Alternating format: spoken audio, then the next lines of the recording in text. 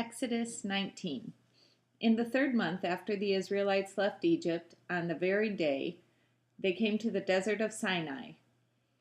After they set out from Rephidim, they entered the desert of Sinai, and Israel camped there in the desert in front of the mountain. Then Moses went up to God, and the Lord called to him from the mountain and said, "This is what you are to say to the house of Jacob, and what you are to tell the people of Israel. You yourselves have seen what I did to Egypt, and how I carried you on eagle's wings and brought you to myself. Now, if you obey me fully and keep my covenant, then out of all nations you will be my treasured possession. Although the whole earth is mine, you will be for me a kingdom of priests and a holy nation. These are the words you are to speak to the Israelites." So Moses went back and summoned the elders of the people and set before them all the words the Lord had commanded him to speak. The people all responded together, "We will do everything the Lord has said." So Moses brought their answer back to the Lord. The Lord said to Moses, "I am going to come to you in a dense cloud, so that the people will hear me speaking with you. The Lord said to Moses, "I am going to come to you in a dense cloud, so that the people will hear me speaking with you and will always put their trust in you." Then Moses said to the Lord what the people had said. And the Lord said to Moses, "Go to the people and consecrate them today and tomorrow.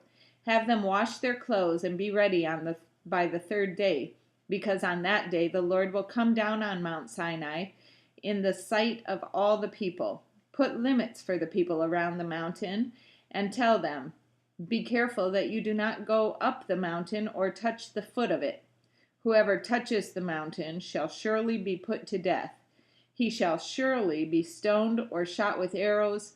Not a hand is to be laid on him. Whether man or animal, he shall not be permitted to live.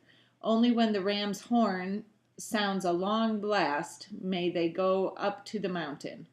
After Moses had gone down the mountain to the people, he consecrated them, and they washed their clothes. Then he said to the people, "Prepare yourselves for the 3rd day. Abstain from sexual relations." On the morning of the 3rd day there was thunder and lightning, with a thick cloud over the mountain, and a very loud trumpet blast. Everyone in the camp trembled.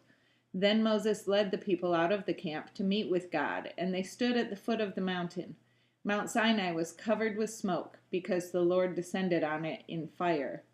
The smoke billowed up from it like smoke from a furnace. The whole mountain trembled violently, and the sound of the trumpet grew louder and louder. Then Moses spoke, and the voice of God answered him. The Lord descended to the top of Mount Sinai and called Moses to the top of the mountain. So Moses went up, and the Lord said to him, "Go down and warn the people, so they do not force their way through to see the Lord, and many of them perish.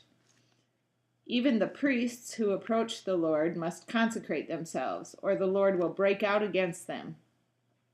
Moses said to the Lord, "The people cannot come up Mount Sinai because you yourself warned us. Put limits around the mountain and set it apart as holy."